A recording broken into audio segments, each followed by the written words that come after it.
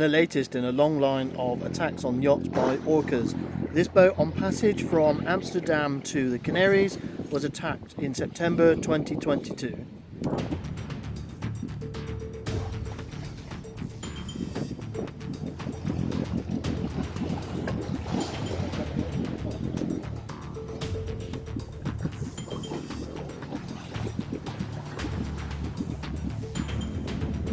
Here you can see the Orca'S roll on their sides and they are biting the rudder.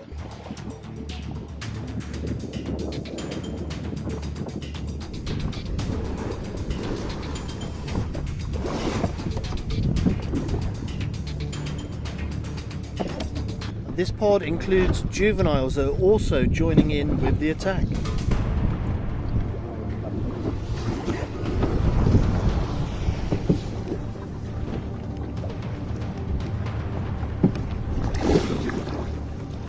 This sustained attack lasted for several hours,